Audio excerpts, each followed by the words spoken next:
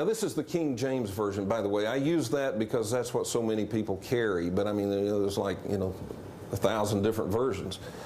But in King James, this is what they did. In the beginning, God created the heaven and the earth.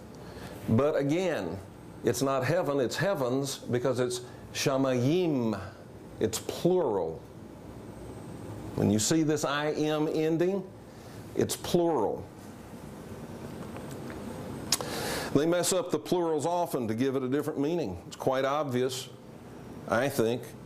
In Genesis chapter 1, verse 2, and the earth was without form and void.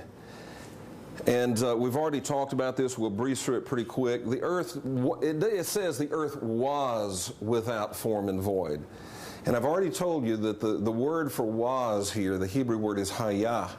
And it never means was. It means became, to occur, to happen.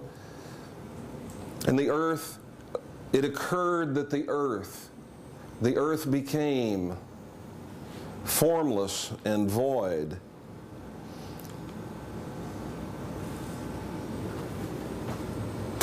Tohu vabohu, formless and empty. It means smashed. Just a cloud of mess. Genesis 1:2 further says, now this really gets cool right here. You might want to put your seatbelt on and return your trays to the upright position. And some of you may crash and burn. And the Spirit of God moved upon the face of the waters. The word spirit has absolutely nothing to do with what you think of when you think of the word spirit today in modern English. That word is ruach, and ruach means wind or breath. You ever heard of solar wind out in space? The ruach of the gods and the Spirit of gods, it's plural. Remember, every time you see this word in the first chapter, this word God, every single time, it's plural in the original language. The wind of the gods moved upon the face of the waters.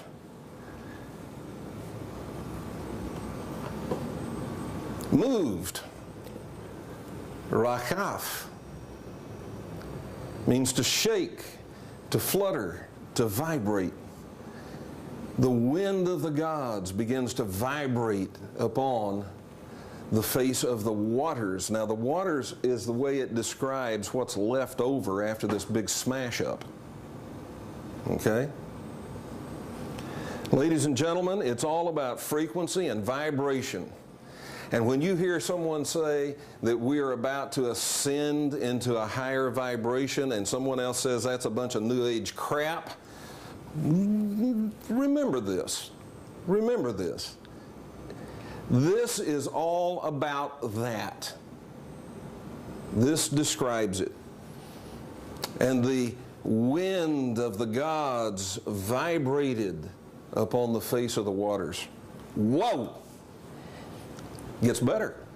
And the gods said, let there be light. I just put this in for fun because there it is again, hayah. Now look, it's the same word they translated was. And the earth was without form and void. Was hayah? They said it meant was. Well, here they use the same, it's the same word, and they translate it, and God said, let there be light. Well, shouldn't this read, and God said there was light, if they were right that first time? Well, it doesn't say that. It says, and God said, let there be light. And the reason is, in this case, they told the truth. You'll see this all the way through Genesis and other books of the Bible. The translators translated based upon their own theological preferences.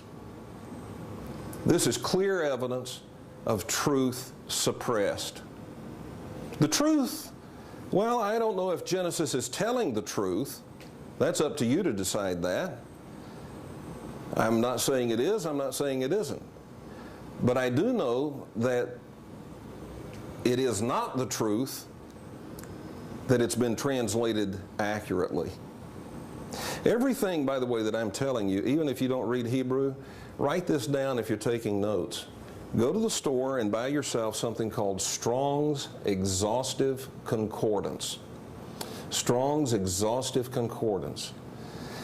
And then you can take your English Bible, your English translation, and you can look up any word. You look it up just like in a dictionary.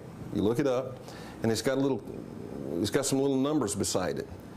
Well, then you take that number and look that number up in the back of the concordance, and it gives you the translations. So even if you don't read Greek, if you don't read Hebrew, you can do it this way, okay? So anything I'm telling you, you can verify. And God divided the light from the darkness. This is in Genesis chapter 1, verse 4. How do you do that? See, we read this stuff and we just, God divided the light from the darkness. Oh, okay. I mean, did you ever think about this? How did He do it? Ask yourself, how does that happen? Well, there's not but one way. You have to start this stuff rotating again. Try this. Walk into a room at nighttime, turn on the light, and then divide light from dark. You can't do it. Darkness is the natural state of the universe. Light is the overpowering, energetic overpowering of darkness. If you overpower it, it's overpowered. The lights are on. You can't divide it. The only way you can divide light from the darkness is to rotate it. So now we got light, and we rotate whatever this is, this mass. And by the way, it's not a planet yet. It's just a mass of mess that's been smashed. But it starts to rotate. So we now have a spinning, I called it a planet, it's a mass. It's beginning to coalesce a little bit. It's absolutely covered in water. It has coalesced in an area of this space junk. There is something sort of beginning to coalesce in the middle. Is it really possible that it could coalesce in an ocean of water? I mean, we got this space ocean. Is that possible? Well, I've got a picture up here of a nebula that's made of beer. Now, if you don't believe me, you go look this up. You can find this on the internet. This nebula is made of methyl alcohol. It's in our own galaxy. It is over 400 billion miles across. That's a lot of beer. And you can see planets that are beginning to form in that cloud. If you can have one that is made of beer, couldn't you have one made of water? Well, yeah, we do. Here's another one. This is from NASA, from this, talking about the Spitzer telescope. And what we're looking at here is they discovered that a pre-planetary disk of dust, that's what we were talking about the Earth being here, after it got smashed. And it says it is drenched with water vapor. And there it is. It's that little point of light right there. It's right there. That is a planet trying to happen. And all around it is like an ocean in space. It's not just water vapor, it's drenched. I mean, it's just wet. And that's the way the earth was, according to Genesis. All right, so on day 2 of the 6 days of creation, and some people want to argue whether, I believe it's a 24-hour day. Well, who cares? Like, how does that matter? It wasn't. But, I mean, that's just not germane to the argument. It's not important. But here's what we've got happening now on day 2. There's a big task for the gods.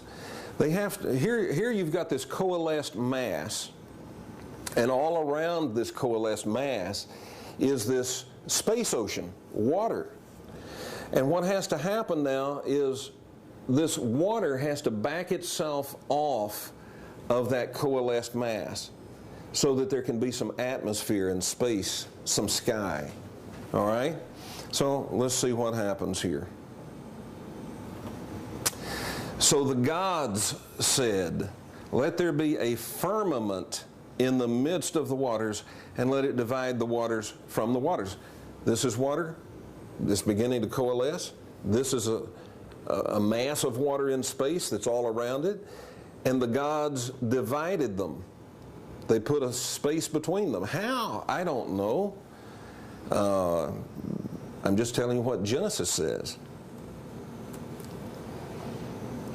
This is pretty interesting too, because when it says, and God said, let there be a space, a firmament, it means an expanse, a space, okay?